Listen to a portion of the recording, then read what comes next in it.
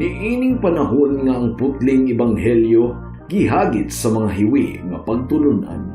Kinahanglan mo barog ang mga tinunan ni Kristo sa pagpakigbisog sa paglaban sa pagtuo nga makausa ug alang sa tanang panahon gihatag sa Dios ngadto sa iyang katawhan. Maoy hinungdan nga namugna kining tulumanon ang putling ebanghelyo. 30 minutos nga pagsabwag sa tinuod nga ebanghelyo kauban ni Pastor Jeremias Hangad. Ang putling ebanghelyo tulumanon nga gihatod kaninyo sa Unidos Community Bible Fellowship sa Unidos Plaridel, Misamis Occidental. Ang putling ebanghelyo, ang putling ebanghelyo, ang putling ebanghelyo.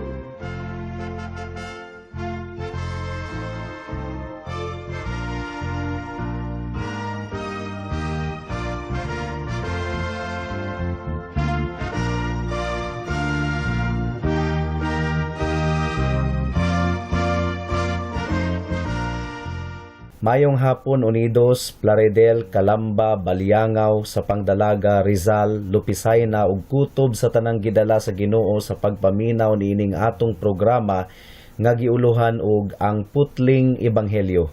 Sa makausapa kini ang inyong igsuon ug higala sa kahanginan si Pastor Jeremias Lauri Hangad sa Unidos Community Bible Fellowship. Dinuyugan sa iglesia nga nag-sponsor niining atong programa ang Salitran Covenant Bible Church sa Barangay Salitran, Dakbayan sa Dasmariñas, probinsya sa Cavite. Akong gipaabot ang espesyal nga pagpanimbaya sa akong lolo nga si Isabelo Lauri Sr., sa akong mga iyaan sa Lawis, sila Mami Rosalinda ug uban pa nga naminaw usab karon. Ang atong teksto ning takna sa kahaponon makita sa mga buhat kapitulo 10 bersikulo 1 hangtod sa 24. Ang giingon dire, may usa ka tawo sa Caesarea nga ginganlag Cornelio nga kapitan sa kasundaluhang Italiano. Si Cornelio usa ka tawo nga may kahadlok sa Ginoo ug ang tibuok niyang banay nagsimba sa Dios. Dako siyag nahimo sa pagtabang sa mga kabus ug kanunay siyang nagampo sa Dios. Mga alas 3 sa hapon nakita niya klaro sa usa ka panan-awon ang anghel sa Dios nga miduol kaniya ug miingon, Cornelio. Mitutok siya sa anghel uban ang kahadlok ug miingon, unsa man sir? Ang anghel mitubag, ang imong mga pagampo ug mga buhat sa kaluoy gidawat sa Dios ingon nga pahinungod ngadto kaniya. Ug karon paadtua sa Jopa ang pipila ka tawo ug ipakuha nila si Simon nga ginganlag Pedro. Atua siya mag-abot sa balay ni Simon nga magpapanit nga nagpuyo duol sa dagat. Ug sa pagpahawa na sa anghel, gitawag ni Cornelio ang duha sa iyang mga sulugoon ug usa ka sundalo nga may kahadlok usab sa Dios nga usa sa iyang mga sinaligan. Gisuginlan niya sila sa nahitabo ug gipaadto sa Jopa.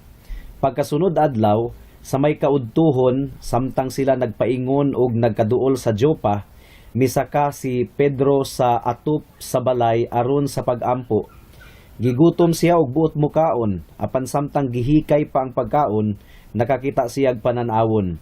Nakita niya nga nabukas ang langit ug may gitunton nga ingon sa usa ka dakong panapton nga gihiktan sa upat ka iskina.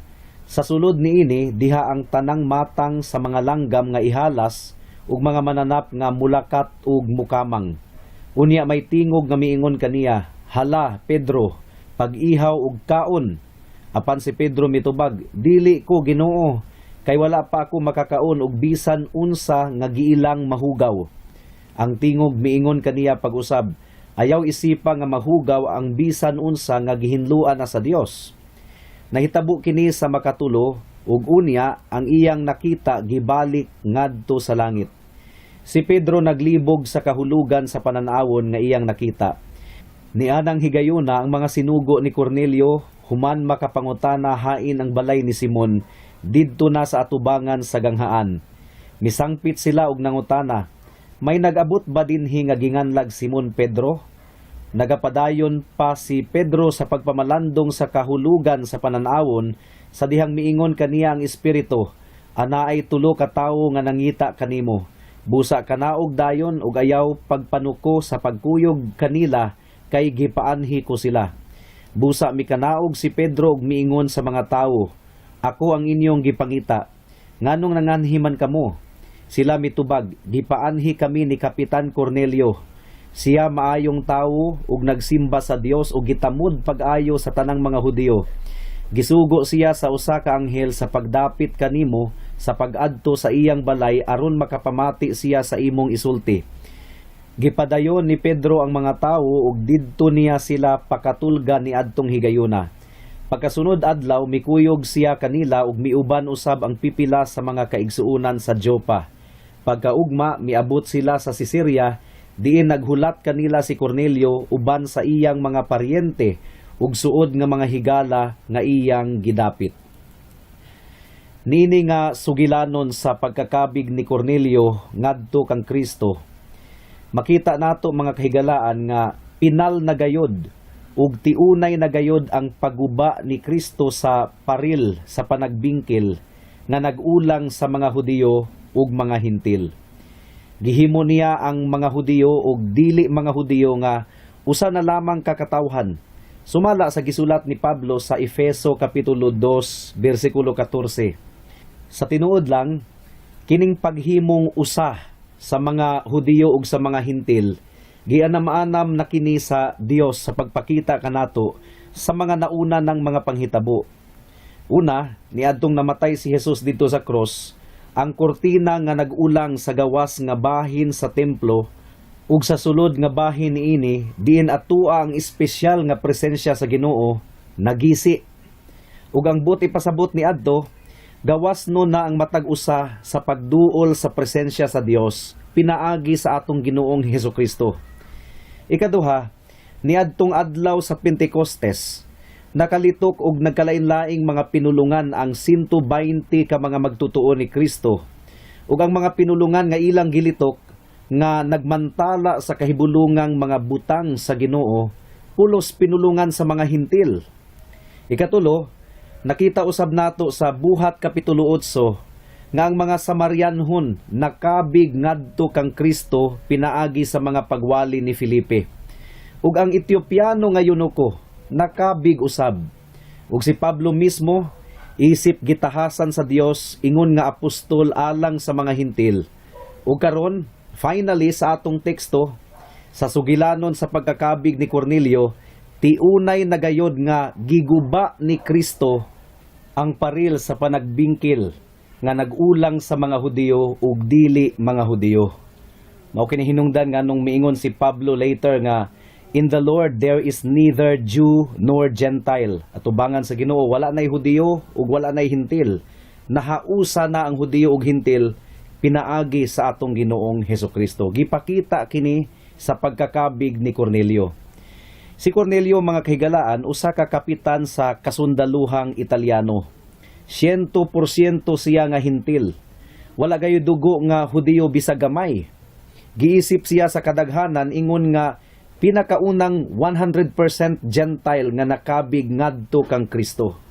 So klaro kaayo nga sa plano sa Dios sukad pa sa sinugdanan, apil na gayo di ay ang mga Hintil sa kaluwasan.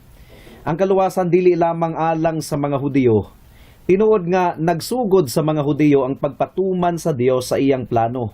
Apan sukad pa sa sinugdanan, apil na gayod ang mga Hintil sa iyang plano sa kaluwasan. Nganong nakaingon man ko niini, tungod kay ang Dios dili susama sa tawo nga dunay plan A o plan B. Kung dili mo salir ang plan A, aduna pa siya'y plan B. Dili ka na tinuod, mga kahigalaan. Ang Dios dili susama sa tawo nga mausab-usab sa iyang mga desisyon. Ayaw ka mugtuo sa giingon sa mga dispensationalists nga aksidente ra kuno nga na-insert sa Dios sa iyang programa ang dispensation of grace nga midangat sa kaluwasan sa mga Hintil. Again, that is an insult to God's unchangeable nature. The plan of God has always involved people from every tribe, every tongue, and every nation. Dugang pa, kining si Cornelio, usa ka tawo nga may kahadlok sa Dios, God-fearer, kung sa English pa. Kining mga nakarecord sa Biblia nga mga God-fearer, mga hintil kini sila nga nagtuo sa pagtuo sa mga Hudiyo sa usa lamang ka Dios ug nagtuusab sila sa napulo ka sugo. Apan nagdumili gihapon ni sila sa pagpatuli ug sa paglikay sa mga ginadili nga pagkaon sa mga Hudiyo sumala sa nahasulat sa Leviticus. Ug tungod kay ang mga God-fearers nga susama kang Cornelio dili man mga tinuli ug padayon gihapon nga nagkaon og mga hugaw nga mga pagkaon sumala sa standard sa mga Hudiyo, ginalikayan gihapon kini sila sa mga tinuod nga Hudiyo or mga pure nga mga Hudiyo. Dili gihapon makigingon-ingon ang mga Hudiyo kanila. Dili lang si Cornelio ang gidescribe sa Biblia ingon nga God-fearer, kundili lakip na usab ang iyang panimalay. So masabtan nato nga dako gayud kaayo ang impluwensya ni Cornelio ngadto kanila tungod kay nadala man niya sila sa iyang gituuhan. Makita usab nato niini mga higala nga bintaha ra gayud ang mga anak sa mga amahan o inahan nga adunay pagtamod sa Ginoo. Kasagara ni anang mga anaka magtamod usab sa Ginoo. Lawom kaayo ang devotion ni Cornelio tungod kay may kahadlok siya sa Ginoo ug nagatabang usab siya sa mga nanginahanglan ug nagaampo siya kanunay sa Ginoo. Adunay duha ka bahin ang atong pagpamalandong ning takna sa kahaponon. Una, kinahanglang mapamatian o madunggan sa tanang mga tawo ang mensahe sa ebanghelyo aron sila makabaton og tinuod nga pagtuo alang sa ilang kaluwasan. Ikaduha, kinahanglan nga masabtan sa tanang mga magwalali ang kinatibuk ang plano sa Dios sa pagtubos aron sila makaministeryo sa mga tawo nga walay pinalabi. Magampo una kita. Dios nga labing gamhanan, aniya na usab kami sa imong atubangan ning takna sa kahaponon aron sa pagpamalandong sa imong pulong. Among gipangayo nga hatagan mo kami og kasing-kasing nga mutuman sa imong mga pulong sa ngalan ni Jesus. Amen. Mudangat na kita sa unang punto. Kinahanglang mapamatian o madunggan sa tanang mga tawo ang mensahe sa ebanghelyo aron sila makabaton og tinuod nga pagtuo alang sa ilang kaluwasan. Si Cornelio, mga kahigalaan, relihiyoso kaayo. Gani aduna siya'y kahadlok sa Dios. Manggihinatagon usab siya ug labaw sa tanan, manggiinampuon usab. Ug nagtuo ko nga ang sulod sa mga pag-ampo ni Cornelio mao nga kaluy-an siya sa Dios ug pasayloon sa tanan niyang mga sala. Nganong nakaingon man ko niini? Tungod kay dili siya ignorante sa napulo ka sugo. So aduna siya kahibalo mahitungod sa sala. Ang napulo ka sugo mao ang kanunay nga nagatulisok sa iyang konsensya. Tungod kay ang giingon sa Roma kapitulo 3 bersikulo 20, kay pinaagi sa balaod adunay pagkahibalo mahitungod sa sala. So nasabtan kaayo ni Cornelio nga siya makasasala gumikan kay nakahibalo man siya sa sulod sa napulo kasugo. Nga sala di ay ang pagpamakak, nga sala di ay ang pagpangabugho, nga sala di ay ang pagtubag-tubag ug pagsukol-sukol sa mga ginikanan. So nagtuo ako mga kahigalaan nga ang mga pangaliya ni Cornelio pangaliya alang sa kaluoy sa Dios sa iyang kalag. Well, gitubag sa Ginoo ang mga pag-ampo ni Cornelio. Giunsa man pagtubag sa Ginoo?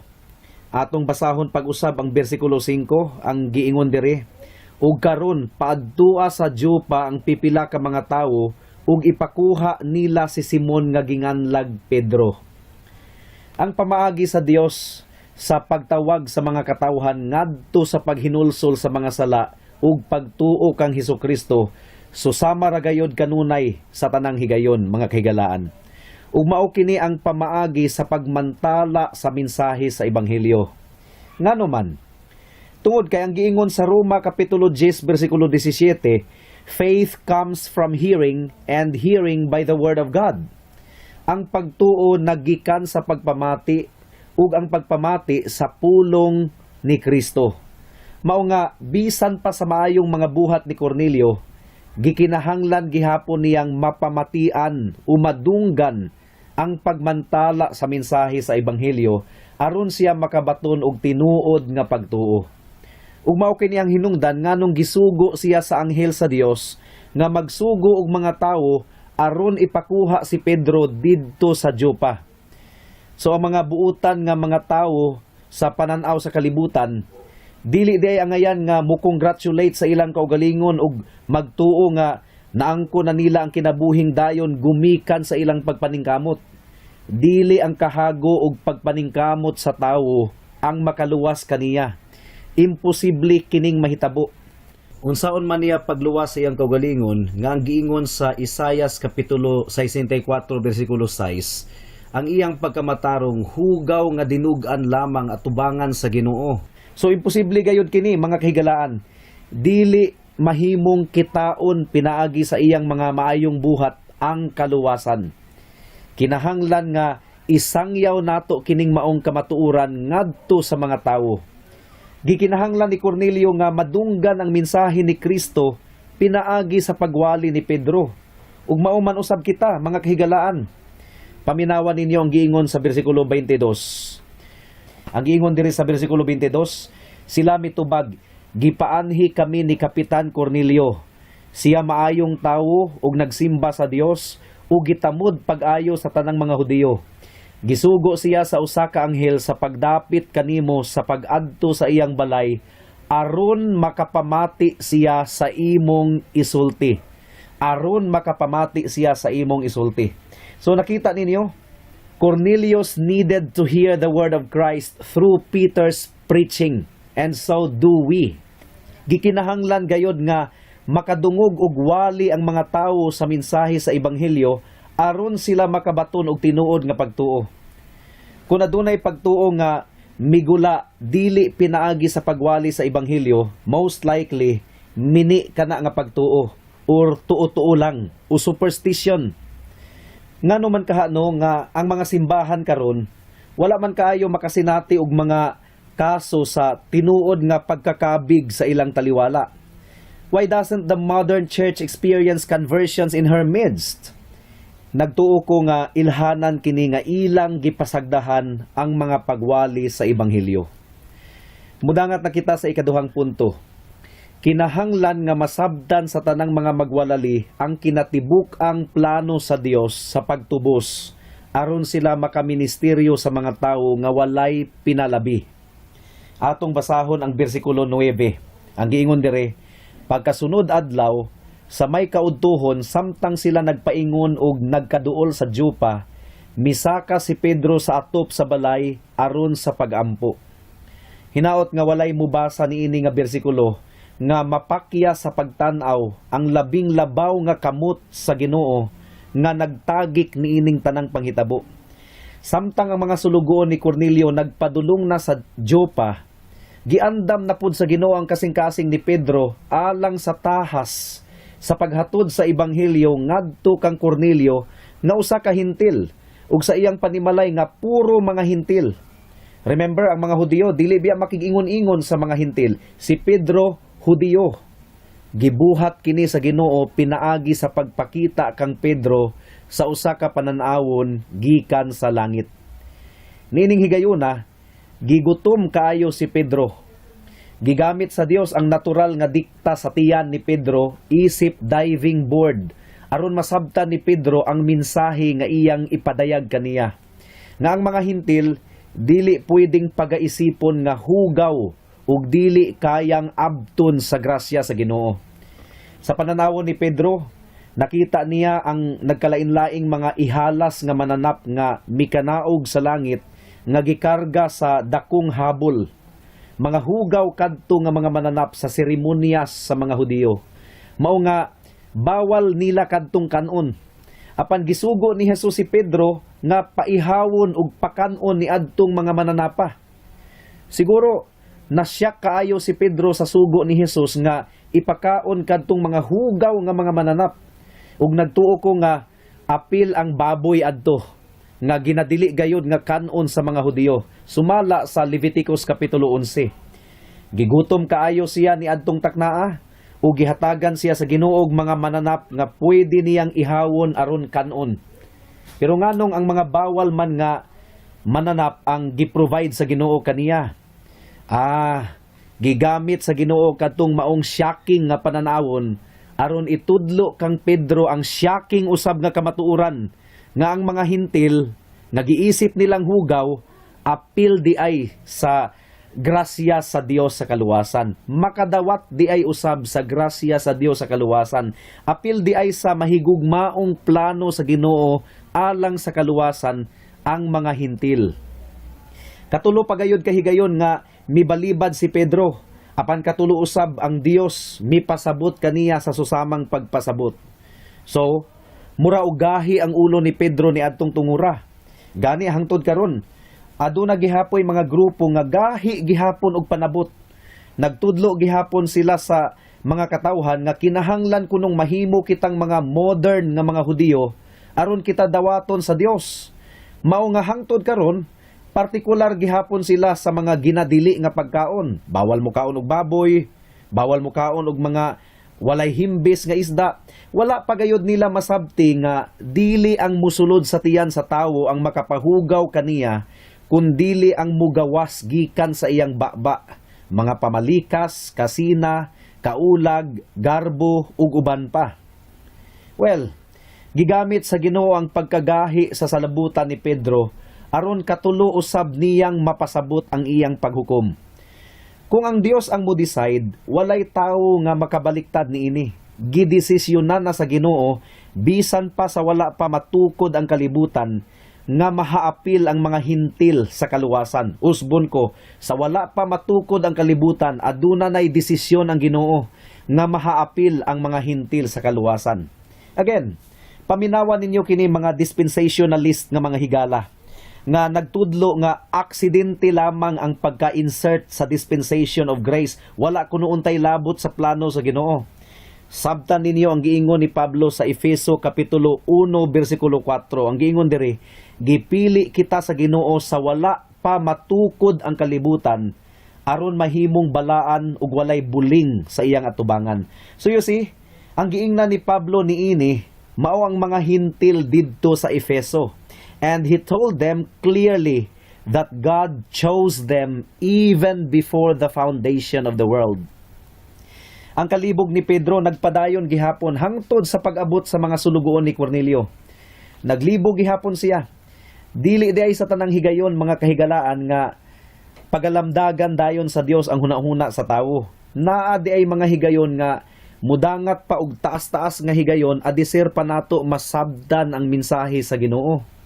Mao nga padayon lang gihapon ta og wali, hoping nga muabot ra ang takna nga masabtan ra gayud sa mga tawo finally ang ebanghelyo sa kaluwasan pinaagi sa grasya sa Dios.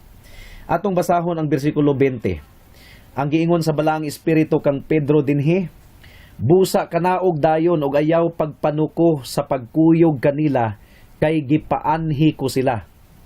Ang tanang panghitabo mga kahigalaan nahitabo sumala sa kabubuton sa Ginoo. Wala pa masabti ni Pedro ang pananawon nga iyang nakita, apan gisugo siya sa Ginoo sa pagkuyog sa mga hintil nga sulugoon ni Cornelio nga nangita kaniya. And this time, wala na nangatarungan pa si Pedro, bisan og makalibog ang sugo sa Dios kaniya, tungod kay bawal baya unta sa mga Hudiyo nga makig-uban sa mga dili Hudiyo. Apan tungod kay sugo kadto sa Ginoo, misunod gihapon siya. Later, masabtan ra niya pag-abot na niya sa balay ni Cornelio nga ang mga hintil di ay dili angayang pagaisipon nga hugaw ug walay labot sa grasya sa Ginoo.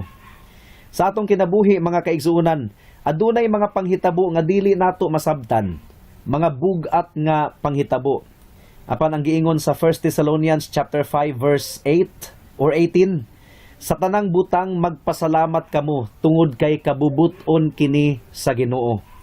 Mao nga bisag dili nato masabtan ang mga bugat nga panghitabo, magpasalamat gihapon kita tungod kay kabubuton kini sa Ginoo.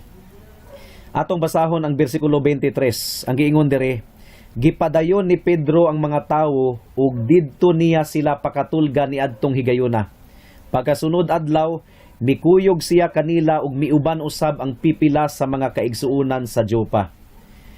Nagtuo ako nga niining higayuna, Nasabtan na ni Pedro ang mensahe nga gipadayag sa Ginoo kaniya pinaagi sa pananawon nga iyang nakita gahapon. Ug karon nga nasabtan na ni Pedro ang mensahe sa Ginoo, wala usab siya mapakyas sa pagpaambit niini sa mga kaigsuonan didto sa Jopa. Mao nga pagkaugma, mikuyog kaniya ang mga magtutuo nga Hudiyo didto sa Jopa ngadto sa panimalay sa hintil nga si Cornelio. Unsa man ang leksyon nga atong makatunan niini mga kaigsuonan, kinahanglan di ay nga masabtan sa usa ka sulugoon sa Dios ang kinatibuk ang plano sa Dios alang sa kaluwasan sa mga katawhan aron makaministeryo sila ngadto kanila sa pamaagi nga walay pinalabi. Gipalabi unta ni Pedro ang mga Hudiyo, siyempre.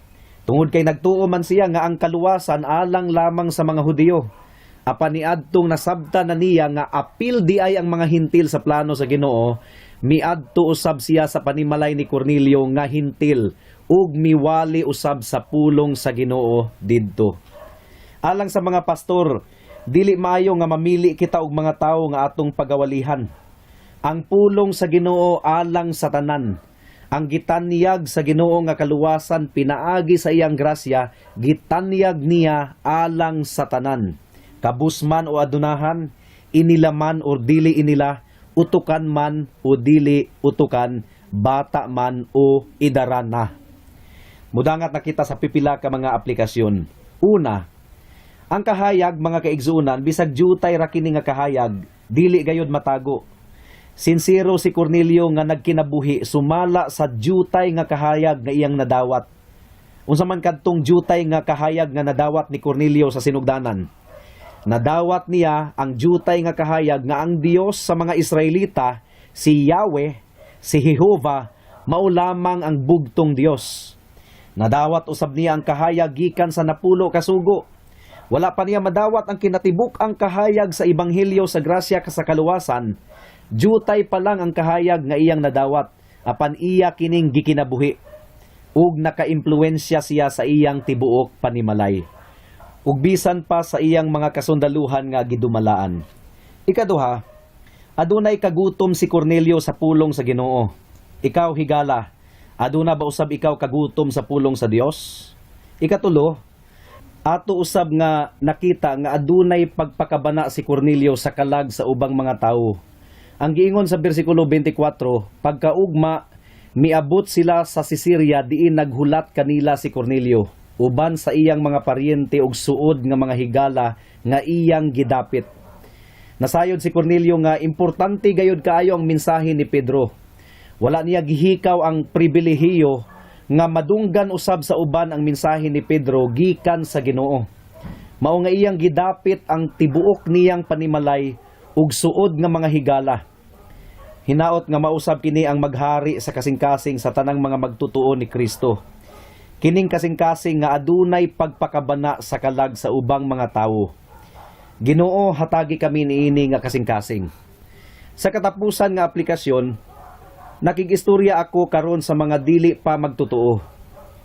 Nabati ba ninyo ang kabugat sa inyong sala? Walay makasasala nga hugaw kaayo nga dili kayang limpyuhan ug pasayloon sa Ginoo pinaagi kang Kristo. Gi-illustrate kini ni Kristo sa mga hugaw nga mga hayop sa pananawon ni Pedro.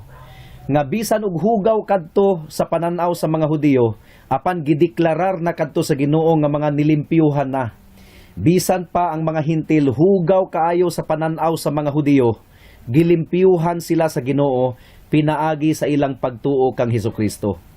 Mao nga unsa pa may imong gipaabot higala, duol kang Hesus karon. Tuuhi og saligi ang gahom sa iyang dugo. Bisag unsa pa kahugaw ang imong mga sala, kaya ka nang hugasan sa dugo ni Hesus. Pag hinulsol sa imong sala ug ibutang ang imong pagsalig lamang kang Hesus, ingon nga imong Dios ug manluluwas. Amen. Hangtod din hilang kita taman sa atong pagtuon karong taknaa, tungod kay wala na kitay oras pa. Sa makausapa, giimbitar ko kamo sa pagtambong sa atong panimbahon ugmang adlaw, adlawng Domingo, adlaw nga igpapahulay alas 2 sa hapon sa panimalay ni Winstro hangad sa Unidos. Daghang salamat. Alang sa dugang nga mga pangutana, mahimong mo text kang Pastor Jeremias hangad sa 744-3030.